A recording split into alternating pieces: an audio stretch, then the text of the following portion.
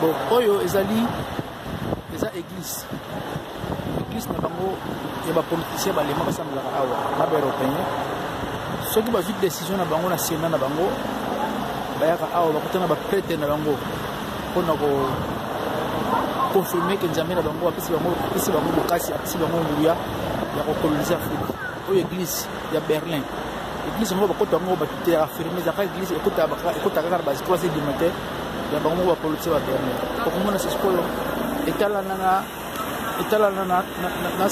kwa sina na balisa bino balike moi pesa bintu bomona kaka etalana kote mosusu musée yango wana et puis neka vankusa lobaka ke no mpona kolasaki monene ya pays fo batonga monima batonga eloka molai yango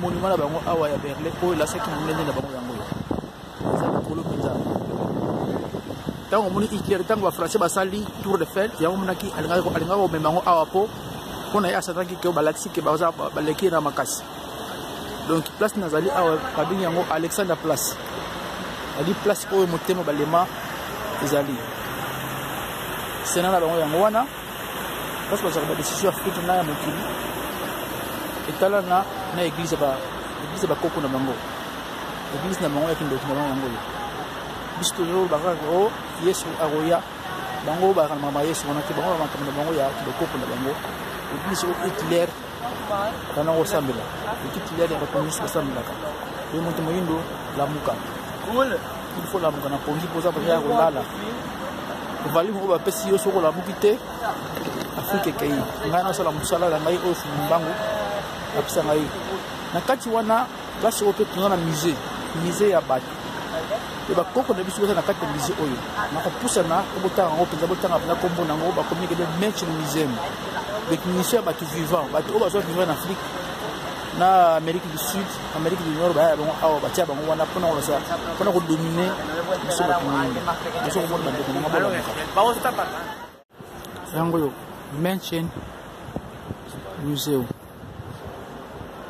elobi na lingala musée ya bato place oyo baziposa bato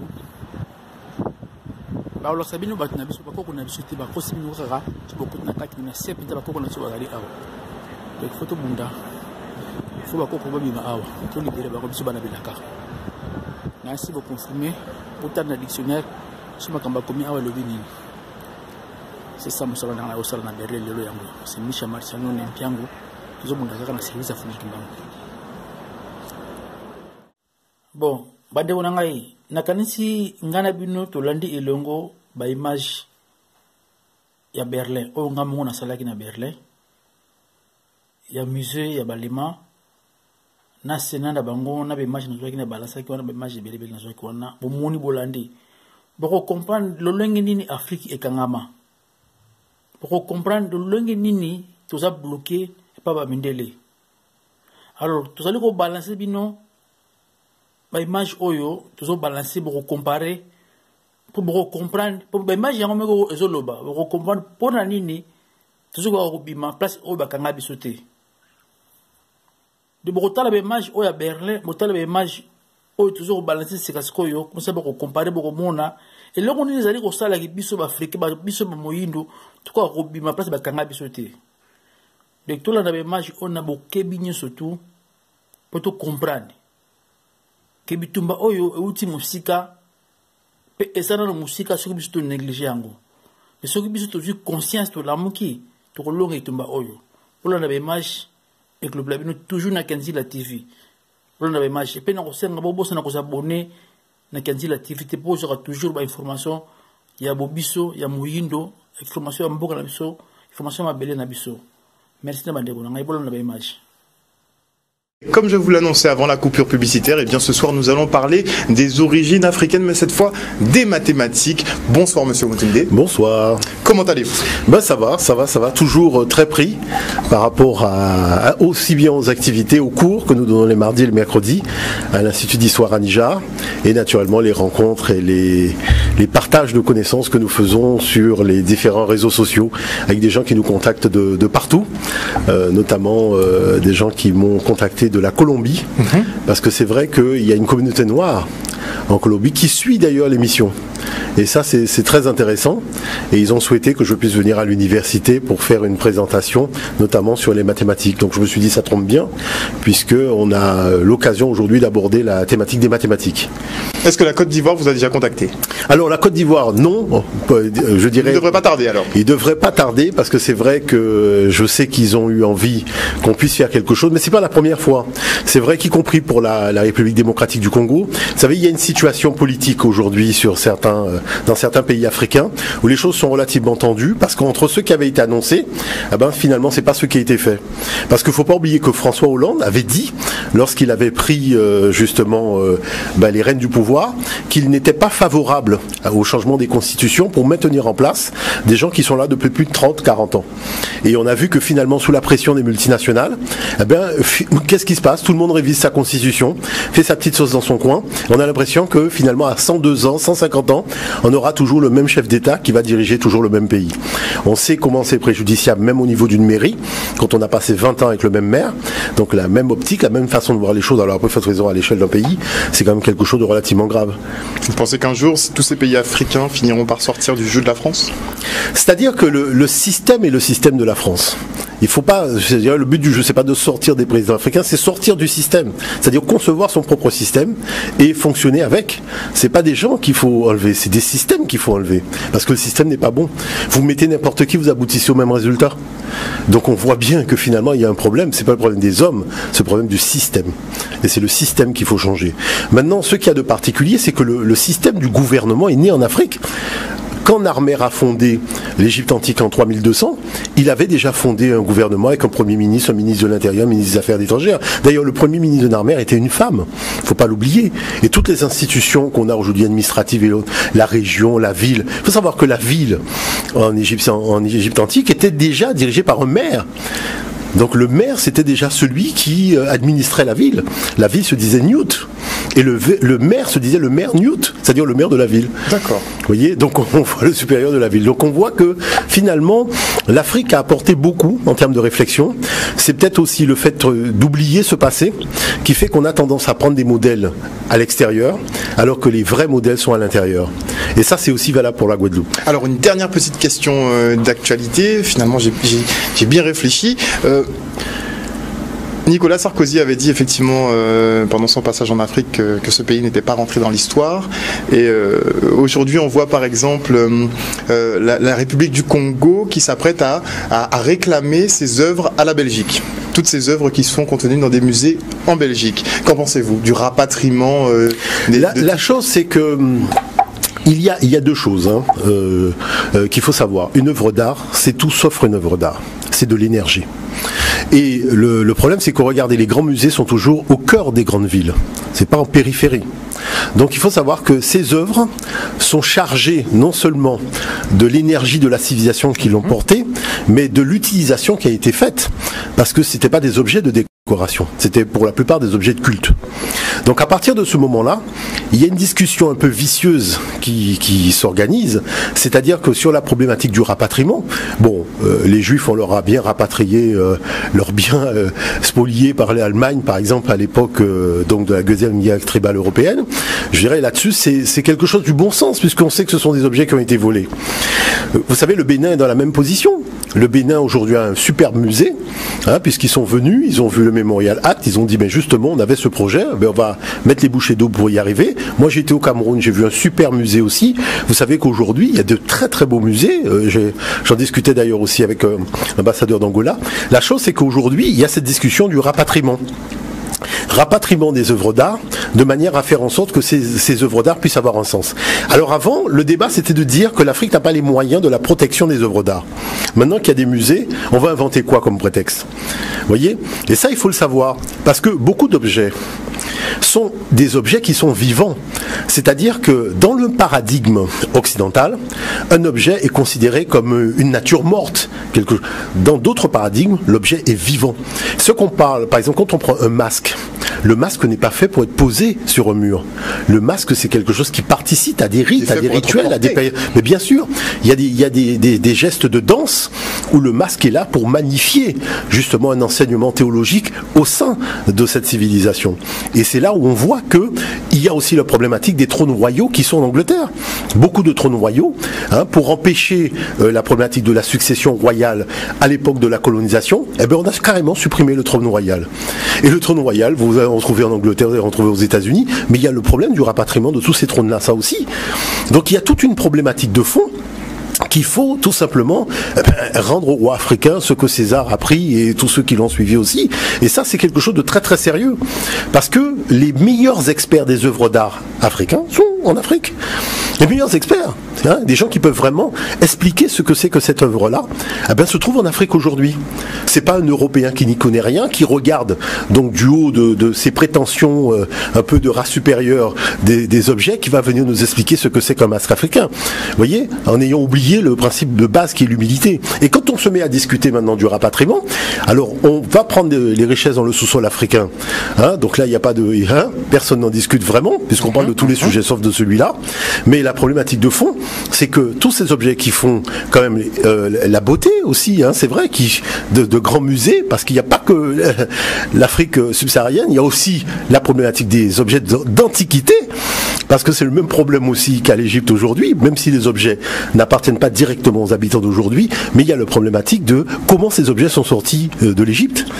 Et il y a tout cela, toute cette problématique aujourd'hui qui fait que l'Europe est en porte-à-faux. Et ça, il faut le dire sérieusement. On vide les musées européens des œuvres d'art et des antiquités africaines, il ne resterait pas grand-chose alors. Ils ont qu'à faire des copies.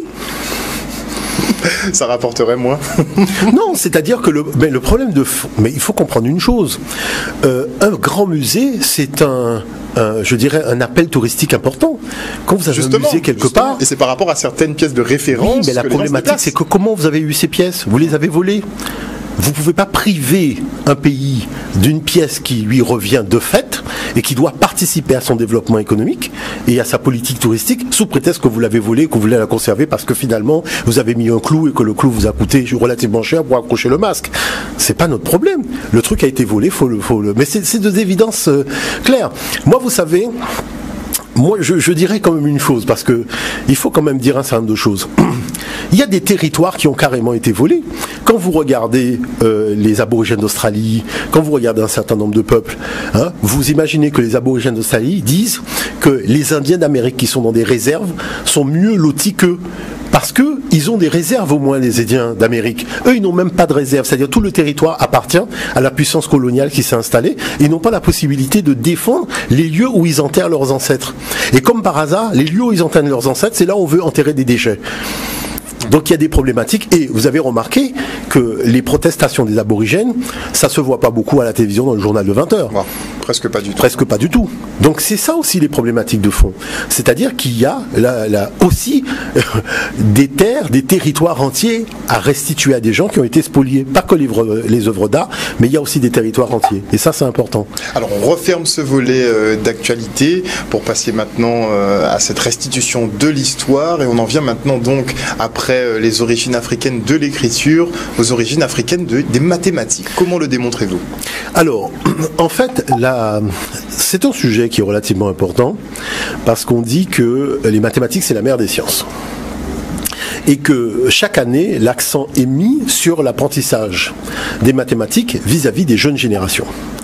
La chose, c'est que tous les scientifiques de la planète aujourd'hui attestent que l'Afrique est le berceau des sciences mathématiques. Bon. Mais ce qu'il y a d'exceptionnel, c'est le fait que l'Afrique possède plusieurs algorithmes pour faire un type de calcul, par exemple la multiplication. Vous allez à l'école, on vous apprend un seul algorithme pour faire une multiplication. En Afrique, il y en a beaucoup. Il y a beaucoup d'algorithmes pour faire une division, il y a beaucoup d'algorithmes pour faire une soustraction. La chose, c'est que vous avez en plus l'avantage d'avoir ce qu'on appelle des mathématiques sans chiffres.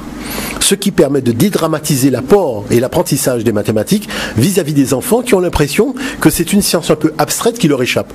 Et c'est pour ça que nous, on a fait justement un magazine, qui est le magazine scientifique de l'Institut, qui est le Papyrus d'Amès, que nous avons consacré justement aux mathématiques africaines. De manière à faire en sorte tout simplement que aussi bien les enseignants que les responsables pédagogiques, que les parents, qui veulent découvrir en fait des méthodes, mais totalement ludiques, intéressantes, pour permettre aux enfants non seulement seulement de se familiariser avec les systèmes de calcul, mais d'apprendre à aimer ça, parce que ça fait partie de notre patrimoine. Eh bien, tout simplement de découvrir qu'il y a des méthodes que nous avons mis en point, et ces méthodes sont encore utilisées dans la modernité aujourd'hui. C'est-à-dire pas en Europe. Partout à travers le monde. Vous imaginez que les mathématiques africaines, je vais vous le montrer, servent à la technologie moderne. C'est-à-dire toute la technologie moderne, même le numérique, même la caméra qui nous filme aujourd'hui, s'il n'y a pas les mathématiques africaines, il n'y a pas la possibilité de saisir l'image et de téléporter l'image à des distances relativement longues jusqu'au satellite dans l'espace. Donc c'est vrai que tout cet univers-là, je pense que c'est quelque chose qui n'est pas de mon ressort. Je pense que c'est ensemble que nous devons apprendre à aimer les enfants.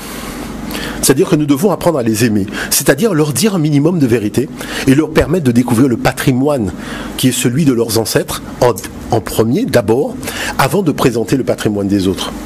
Parce que je tiens quand même à rappeler une chose qui est très simple, c'est que l'Europe n'a jamais eu de système mathématique.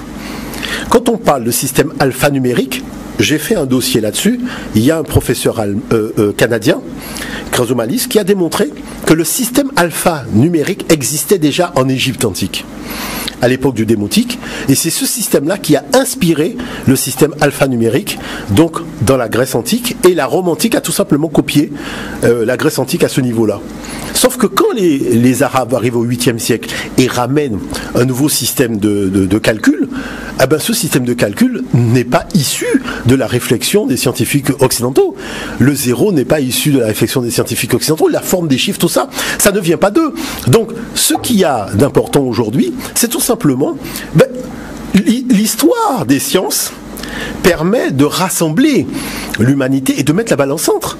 Qu'est-ce qui nous empêche aujourd'hui? On parle de lutte contre le racisme, de lutte contre tout ce que vous voulez, mais la problématique, vous avez vu que quand il faut parler de science, il n'y a pas de débat, hein. C'est toujours la même rengaine et le même eurocentrisme qui est ambiant dans le récit de l'histoire des sciences.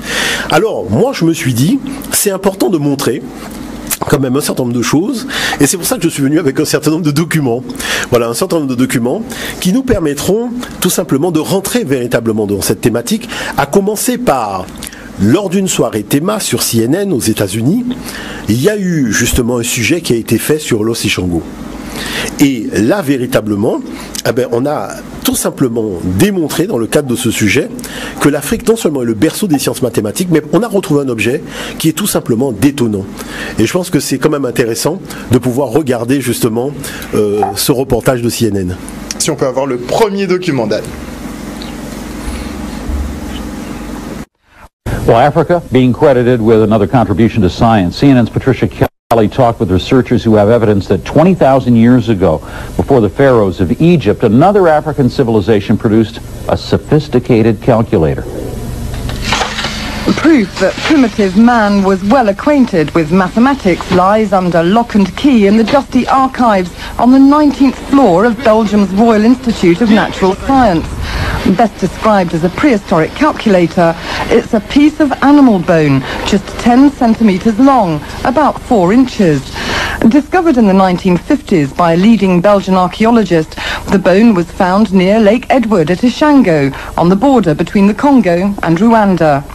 What sets the bone apart from the other fossils and fragments found at Ishango are its markings, groups of notches arranged in 3 distinct columns. They are very, very well organized. They are not made at random. If you can make notches at random just to count how many animals you have killed today or something like that, but it's rather well organized. When the notches are counted, a series of number sequences emerges. They suggest a number system based on 10, another based on 12, as well as a knowledge of multiplication and of prime numbers. This is a replica of the bone. It's thought this piece of quartz at the tip may have been used for writing or engraving. The Ishango bone may also be proof that a highly advanced civilization existed in Central Africa 15,000 years before the emergence of Egyptian culture. Homo sapiens may therefore have evolved in Central Africa before anywhere else in the world. We have more and more proofs of mathematical activities in Africa, not written, but on stones, on bones, on strings. So indeed, there are more reasons to think that it's the very first mathematical activity, and in my view, of course, it should not be on the 19th floor. It should be on a golden table at the entrance of the museum. It's thought Ishango man's numbers system may have spread north following the River Nile into Egypt as well as into West Africa. Now his influence may travel even further. This award-winning film director wants to take the bone into space and make a documentary about it. I want to make a link between the history of Africa and the future of the mankind. With the help of the European Space Agency, he's already taken the bone on a practice parabolic flight in zero gravity.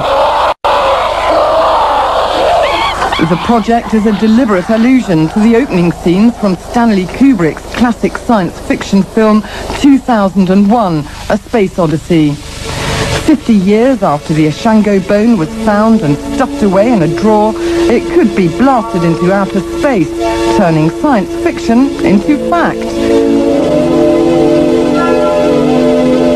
That could happen even before it goes on public display here on Earth. Patricia Kelly, CNN, Brussels. Encore une fois, effectivement, il y a des documentaires assez intéressants qui sont diffusés à l'international. Bon, ils ne sont pas très relayés à notre niveau. Et c'est valable aussi pour les magazines scientifiques, parce que la revue Science, c'est une revue qui est en anglais, et c'est vrai que les articles ne sont pas traduits. Voilà, il faut carrément accéder à l'information en anglais. C'est valable aussi pour les magazines scientifiques d'Amérique du Sud, et notamment une chose quand même relativement dommageable qui est arrivée, c'est le fameux musée qui a brûlé au Brésil, parce que j'avais montré le crâne qui prouvait que c'était des Noirs qui étaient les premiers habitants d'Amérique du Sud, et ces crânes se trouvaient dans le musée qui a brûlé. Évidemment. Et je ne parle même pas des vestiges quand même des Amérindiens, puisqu'on leur avait demandé de ramener un certain nombre de vestiges dans le musée, et malheureusement tout a brûlé. Tout est parti en fumée. Alors c'est vrai que là, il y a quelque chose d'important à souligner. C'est que si on commence à réfléchir véritablement à cette histoire, il faut commencer à moins 80 000. Parce que la géométrie apparaît dans l'histoire de l'humanité, à moins 80 000 ans, en Afrique du Sud, à Blombos. Maintenant, qu'est-ce qu'on constate? On constate que la géométrie arrive avec le système le plus compliqué, le plus complexe, c'est-à-dire la triangulation. La triangulation, c'est ce qui nous permet d'obtenir des images 3D aujourd'hui en faisant de la technologie, mais aussi de faire le GPS. Parce que le GPS est un système de triangulation qui est exactement le même schéma que nous avons sur la pierre de Blombos au niveau du système de triangulation. Donc il y a quelque chose là qui est relativement important, parce que c'est un système de pavage qui est totalement inédit, parce que le système de triangulation n'existe pas à l'état normal dans la nature. Maintenant, il y a une deuxième chose qu'il faut souligner, c'est le fait qu'on a trouvé quand même le premier système de calcul qui remonte à moins 40 000 ans. Et là, on est au Swaziland et c'est l'os de l'Emombo.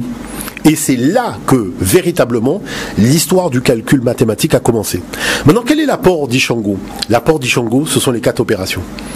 Pour la première fois dans l'histoire de l'humanité, on a l'addition, la soustraction, la multiplication et la division.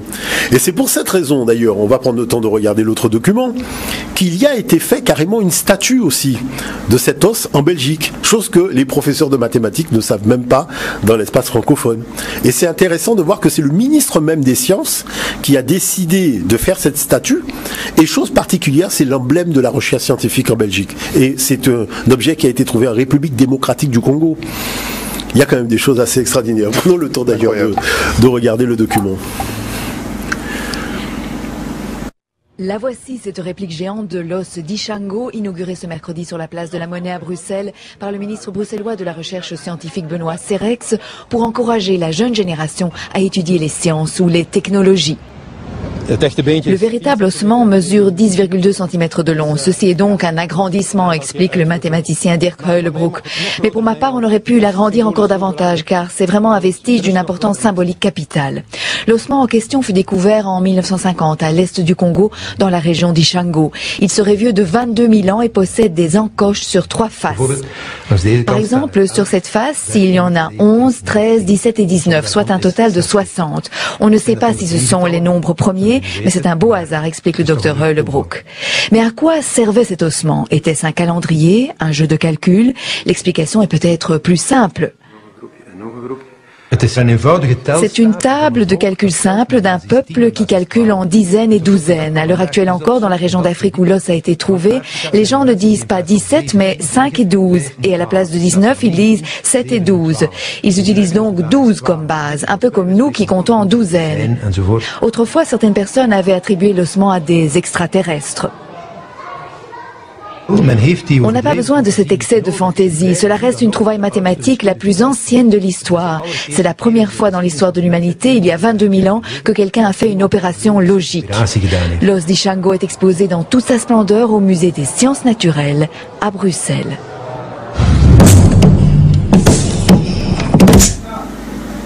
Donc comme je vous le disais hors plateau, ça fait quand même un siècle qu'ils savent que tout... les origines des mathématiques viennent d'Afrique. Mais bien sûr, je vais même vous donner un exemple, et on en parle d'ailleurs dans le papyrus d'Amès. Pourquoi quand on parle de l'histoire de l'esclavage, on fait croire aux gens qu'on a sorti du continent africain 15 millions d'abrutis?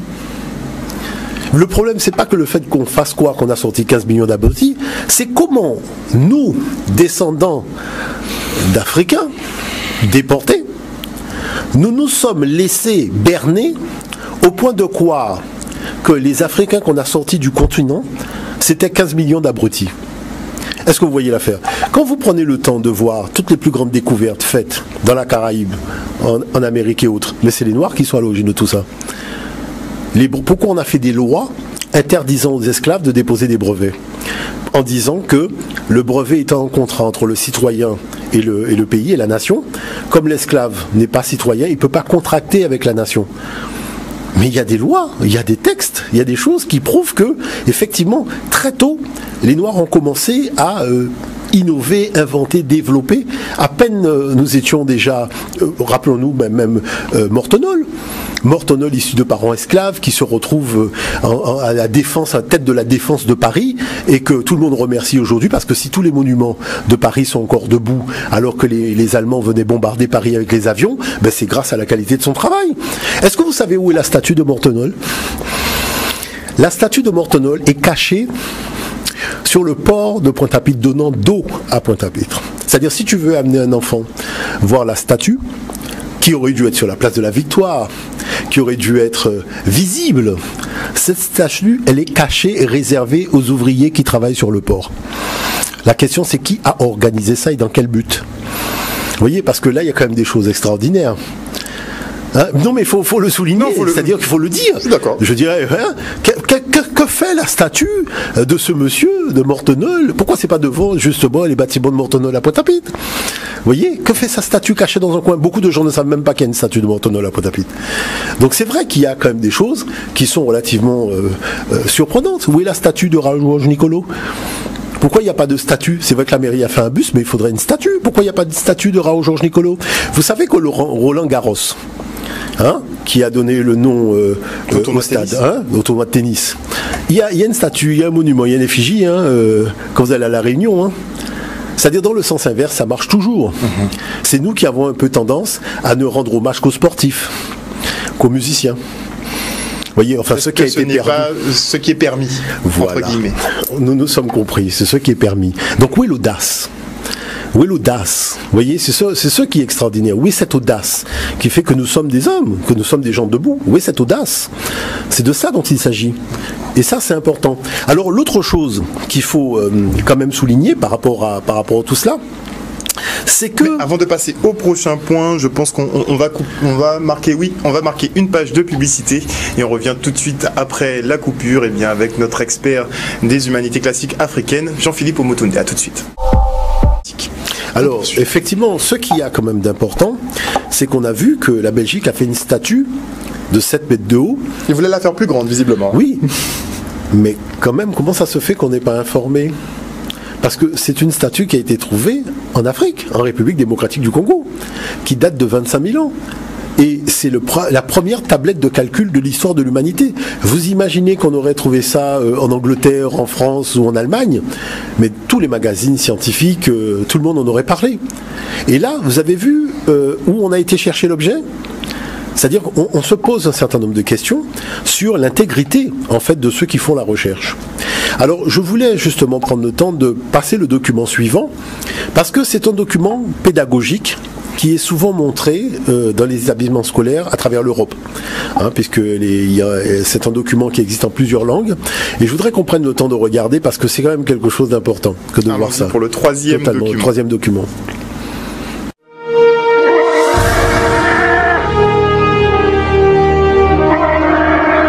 Alors, d'où vient 1 ? C'est à une date relativement récente, il y a environ 20 000 ans, qu'on a la première preuve tangible de l'existence de 1 et de son utilisation pour compter. Bien sûr, à la naissance, il n'avait pas cette tête-là. À l'époque, 1 n'était qu'une entaille sur un os. Cet os, qu'on appelle le bâton d'Ishango. Il a été découvert il y a peu de temps au Congo. Regardez ces petites marques. Nous savons que chacune représente un 1. Mais comment en sommes-nous sûrs? Eh bien, quelqu'un comptait forcément, parce qu'il y a 60 entailles sur cette face de l'os, encore 60 sur celle-ci, et derrière, il y a plusieurs groupes comprenant le même nombre de marques. Impossible à faire si on ne compte pas. Le bâton d'Ishango marqua sans doute un tournant décisif dans l'histoire de l'humanité. Les zoologistes affirment que les autres mammifères sont capables de compter jusqu'à 3, voire 4, mais pas au-delà.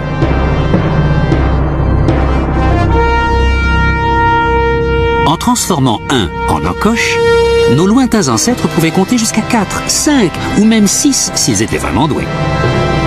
En fait, ils pouvaient additionner autant de 1 qu'ils le voulaient.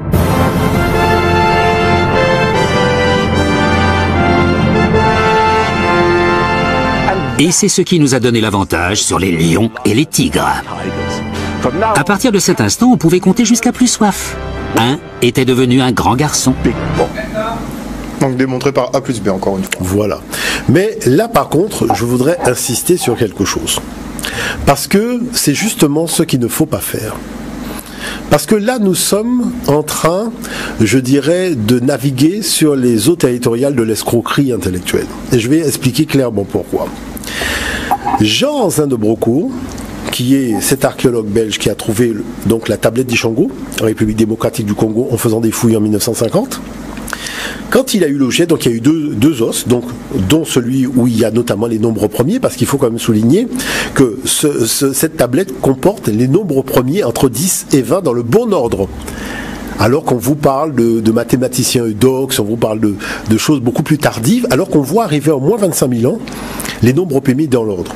On voit arriver des duplications, des suites arithmétiques relativement complexes sur ce bâton. Mais il y a une deuxième chose que Jean-Zin de Brocourt a souligné, c'est que Ishango, c'était un site de pêche.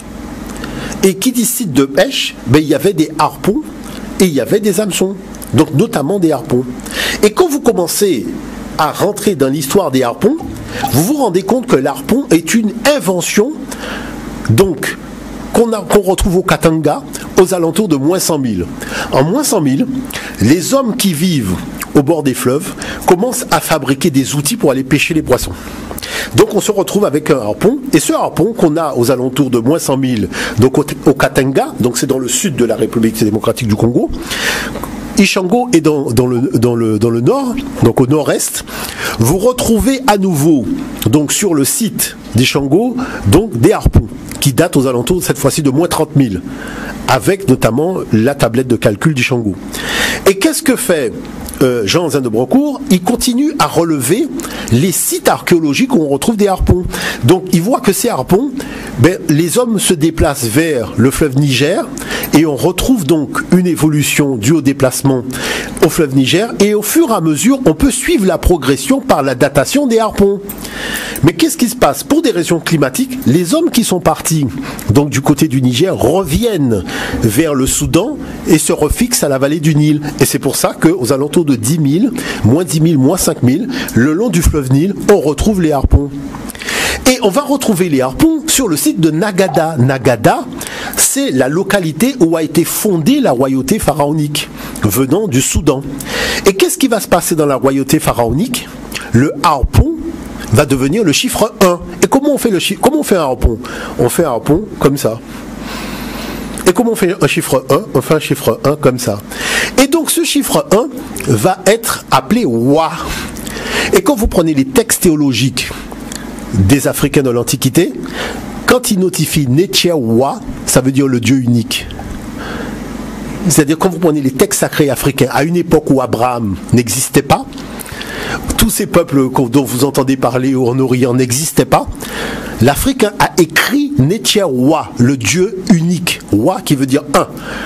Comment vous faites pour imaginer, quand vous faites un documentaire sur le chiffre 1, vous mettez l'histoire du chiffre 1 et vous mettez le 1, dont on voit bien que le 1 c'est un harpon, puisqu'on fait ça, c'est le harpon.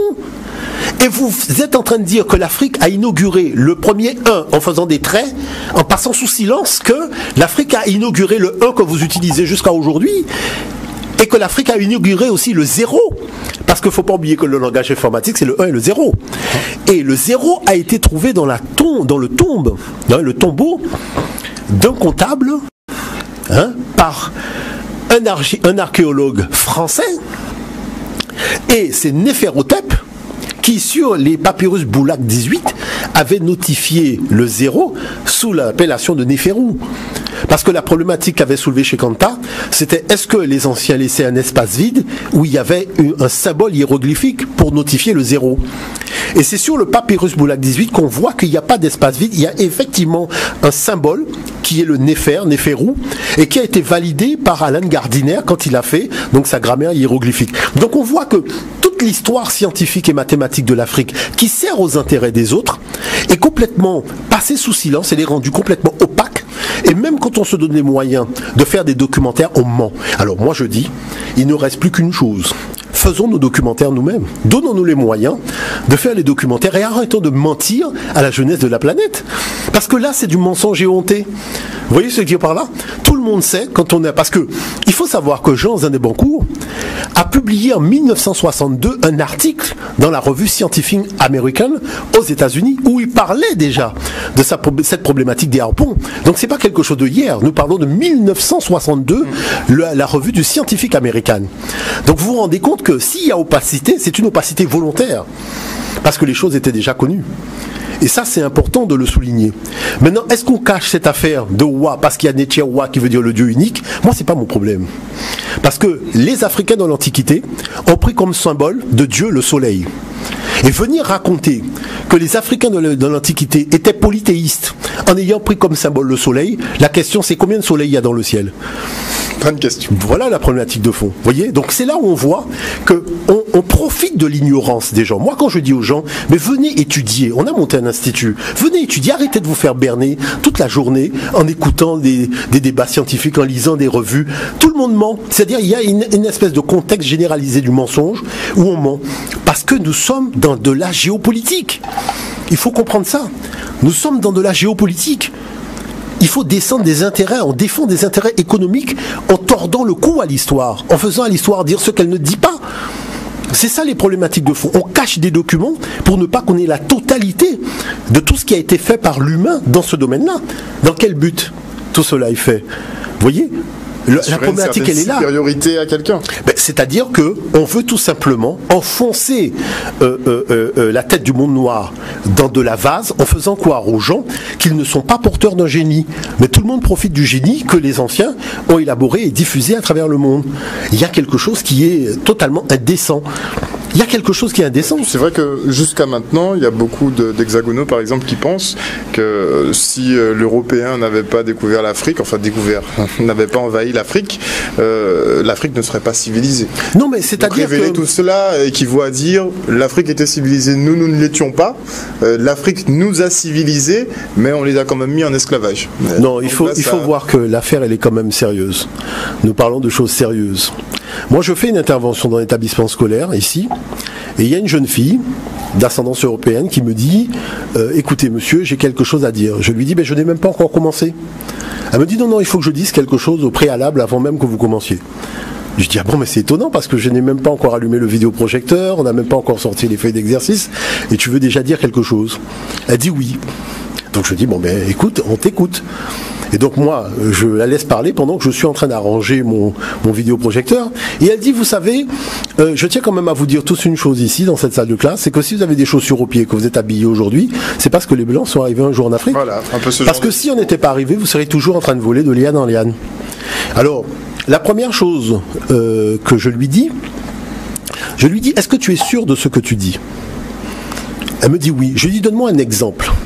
Elle me dit, voilà, un exemple, c'est la salle de bain. Avant l'arrivée des Européens, la salle de bain, c'est quelque chose que aucune personne sur le continent africain n'a jamais connu. Je me retourne vers les enfants, je dis aux enfants, est-ce que vous avez déjà vu la publicité où la reine Néfertari prend son bain? Les enfants me disent oui. Et je dis, quelle est la particularité de l'eau? Les enfants me disent, mais c'est du lait. J'ai dit, tu vois, regarde comment tu viens de dire quelque chose et regarde comment tu te ridiculises devant tes camarades, parce que quand même Néfertari quand même. Hein? À cette époque-là, quel Européen qui est venu en Afrique pour machin. Et je lui dis, regarde encore un deuxième problème.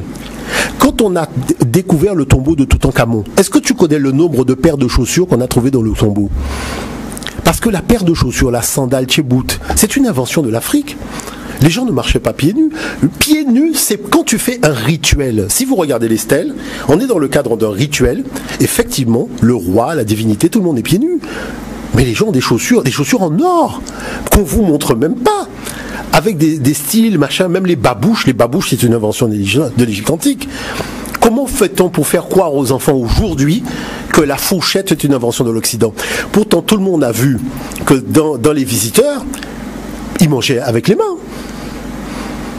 Tout le monde a vu dans les visiteurs, ils mangeaient avec les mains. Parce que la fourchette, le couteau, tout ça, c'est une invention de l'Égypte pharaonique. Allez dans les musées, vous allez voir la fourchette de Pharaon. Ah ben, vous imaginez qu'on a été carrément tellement lavé au niveau du cerveau qu'on trouve le moyen de quoi? Que le couteau et la fourchette, c'est une invention de l'Europe. Il y a un problème. Est-ce que vous voyez l'affaire? Et le problème, c'est la documentation. C'est-à-dire que comme les gens n'ont pas accès à la documentation, comme les gens n'ont pas la possibilité de se rendre compte de ce qu'a été réellement l'histoire ambiante aussi. C'est-à-dire qu'aujourd'hui, nous sommes dans la géopolitique. Et la géopolitique, et c'est la même chose que je dis aux Européens quand je suis en Europe. Je leur dis, on a beau dire que les 500 dernières années de l'histoire européenne, ces 500 dernières années coloniales, c'est-à-dire tous les récits, l'actualité politique, l'actualité économique, l'actualité historique, tout était à relent colonial, c'est-à-dire la vérité avait été suppliciée depuis. Tout le monde croit que ce qui a été dit est la vérité. Alors du nord comme au nord et au sud, on a beau parler de période coloniale, les gens pensent que les historiens racontaient la vérité, alors que l'historien est au service d'un projet colonial. Donc il ne peut pas dire la vérité. Puisque le vainqueur, on dit que quand le vainqueur écrit l'histoire, effectivement, il peut la mettre à sa sauce. Hein. Voilà la problématique de fond. Et ça c'est important. Alors je voulais souligner maintenant sur le document suivant quelque chose d'important.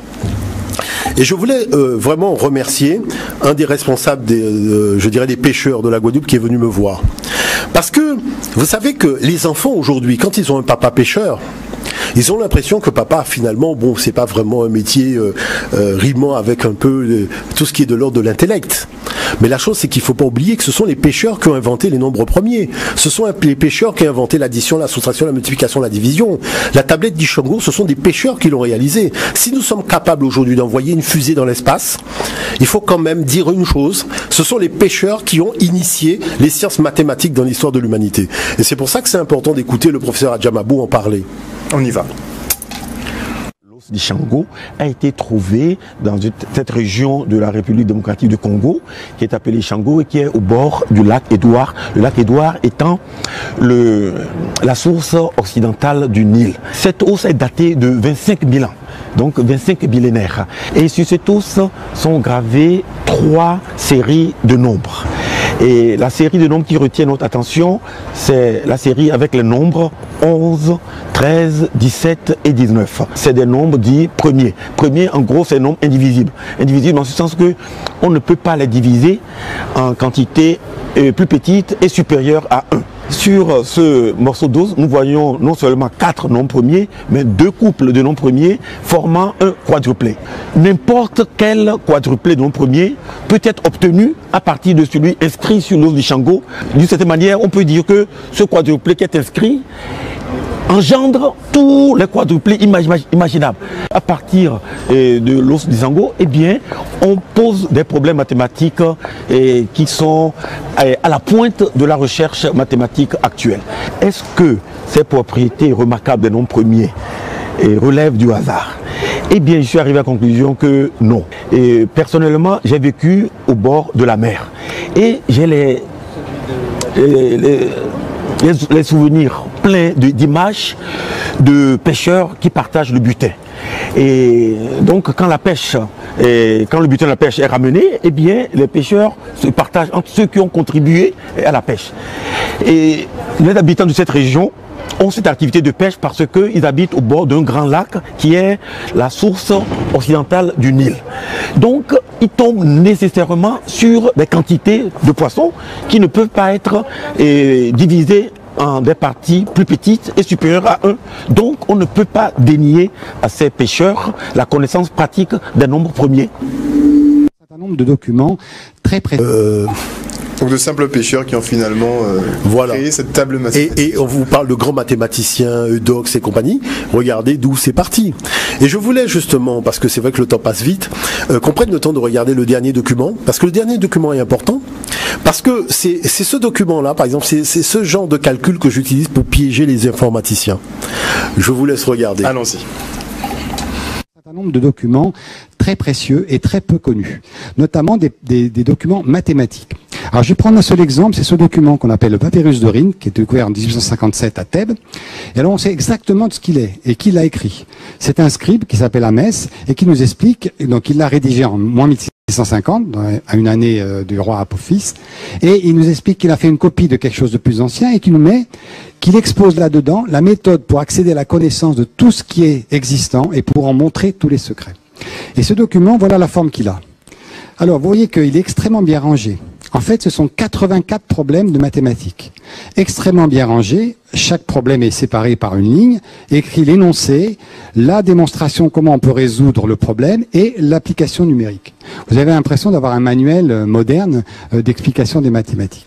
Je voudrais faire une parenthèse parce que quand je suis tombé sur cette méthode expliquée dans ces papyrus égyptiens, qui datent, donc je vous le rappelle, de plus de 3500 ans, je me suis dit mais c'est pas possible. Alors, en deux mots, je vais vous expliquer comment on faisait les multiplications. Un petit Égyptien d'il y a 3500 ans, comment on lui apprenait à faire la table de multiplication. Vous prenez la multiplication 57 par 39. Alors comment vous faites? Vous regardez 39. Vous dites voilà, je fais des multiplications que par 2. Je fais 1, je fais 2, je fais 4, je fais 8, je fais 16, je fais 32. Là, je m'arrête, parce que si je fais 64, je dépasse 39. Alors ensuite, je prends le multiplicand. Je ne sais pas si on dit comme ça, mais... Alors, je fais 57, donc je multiplie par 2, 114, je remultiplie par 2, 228, ça se fait peut-être très facilement, la table de 2, 456, 912, 1824. Et puis ensuite, je me dis, mais dans 39, qu'est-ce qu'il y a? Alors, je prends déjà 32, ça je peux le prendre. Après, est-ce que je peux prendre 16? Non, ça me ferait 48, j'aurais dépassé 39. Est-ce que je peux prendre 8? Non, il faut que je prenne 4. Ça fait déjà 36. Ensuite, pour faire 39, je rajoute 2 et je rajoute 1. Et quand je fais ça, et le scribe égyptien le marque sur son manuscrit, il fait des petites tics comme ça. Il marque, j'ai utilisé 32, j'ai utilisé 4, j'ai utilisé 2, j'ai utilisé 1. Qu'est-ce que je fais maintenant pour le résultat? Je fais la somme. 2223. 2223. Table de 2 uniquement. Pas de table de 9, pas de table de 3, pas de table de 7, pas de table de 5. Une multiplication, n'importe quelle multiplication, vous la faites comme ça. Je me dis que c'est ce qu'il faudrait enseigner aux enfants au départ. Ils n'ont que la table de 2 à savoir et l'addition à faire. Ils font toutes les multiplications. Donc si vous voulez, quand on tombe là-dessus, on se dit, mais comment ça se fait qu'on n'en parle pas plus quand même un petit peu? Et donc, évidemment, il y a là-dessous une réflexion très très astucieuse, qui est qu'effectivement, la magie des nombres, c'est qu'on peut décomposer tout nombre en une série de puissance de 2. Et ça, c'est sous-jacent à cette opération-là que nous explique le scribe sans nous dire avant tout ce qu'il y avait comme réflexion. Alors on voit effectivement qu'il y a des méthodes beaucoup plus simples pour la multiplication, totalement. De faire calcul par retenue. Totalement. Et ce qu'on peut souligner, c'est que il y a un astrophysicien camerounais qui est Jean-Paul Bellec. C'est lui qui a déchiffré véritablement l'os Ishango, vraiment qui explique comment mathématiquement les équations fonctionnent. Ce que vient d'expliquer Monsieur Bidot, qui est astrophysicien aussi au CEA, c'est que vous avez là la source du raisonnement informatique. N'importe quel informaticien qui était devant la télévision, là maintenant, il sait exactement de quoi nous parlons. Mais j'espère qu'il aura bien noté que cela provenait d'un papyrus d'un mathématicien africain qui a écrit le code, le système du code binaire, il y a plus de 4000 ans. Et que c'est pour cette raison que nous disons qu'il faut accorder une importance capitale au savoir africain. Arrêtez de regarder notre culture et notre patrimoine avec les yeux des autres. Alors, une petite question, monsieur Omotunde, avant qu'on se quitte. Est-ce que vous pensez que les Européens, une fois ayant découvert effectivement toutes ces formules, comme Pythagore, qui s'est inspiré de Yamesu et qui a totalement. D'ailleurs, c'est pour ça que nous avons appelé notre magazine le Papyrus d'Amès. Très bien joué. Donc, est-ce que les Européens ont volontairement complexifié les calculs, ou bien est-ce parce qu'ils ne les ont décodés qu'en partie qu'ils ont créé des méthodes qui sont beaucoup plus complexes et qui nous perdent en fait? Non, c'est parce que les Européens n'ont pas de système de calcul.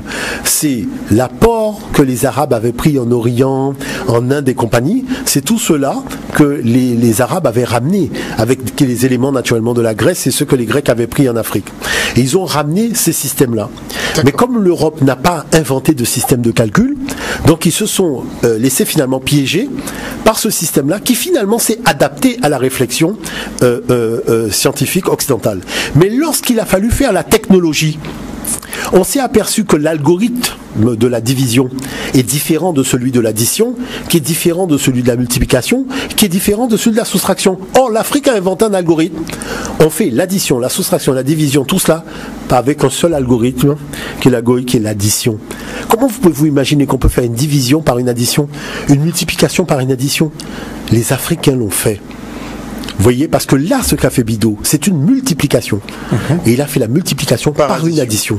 Donc c'est pour cette raison que comme un ordinateur, c'est un système de calcul, et que là, l'Afrique vous offre un seul algorithme pour faire tous les calculs, c'est pour ça que dans toute la technologie moderne, il n'y a qu'un seul système, c'est le système mathématique des Africains. Et ça, il convient aujourd'hui de le dire ouvertement, que tout le monde le sache définitivement, et que les informaticiens prennent la mesure de tout cela et acceptent de se former un minimum aux mathématiques africaines. Je le dis parce qu'il y a beaucoup d'autres méthodes de programmation quand on commence à regarder sérieusement ces mathématiques. Merci beaucoup en tout cas monsieur Omotunde, notre spécialiste des humanités classiques africaines, pour ce petit rappel à l'histoire sur l'origine des mathématiques. Merci encore une fois. Merci, on se retrouve normalement dans 2 semaines. Est-ce que vous avez déjà ciblé la thématique? Je pense qu'on va parler de la monnaie. La monnaie? Création de la monnaie. La création de la monnaie. Parce que l'Afrique a connu tous les stades de monnaie, et ça c'est important de le rappeler. La monnaie est une invention depuis de l'Afrique jusqu'aux pièces, y compris l'or, l'argent, le cuivre. Cet étalonnage de monnaie là, ça vient de l'Afrique. Très bien. Merci encore une fois, monsieur Omotunde. On se retrouve dans 2 semaines pour une prochaine émission. Quant à moi, je vous donne rendez-vous demain à 18h30 pour une prochaine grande édition. Et dans le talk, je recevrai notamment la police nationale qui tient à souligner effectivement le passage en grande pompe de monsieur Emmanuel Macron, mais effectivement leur manque de moyens qui persiste. À demain.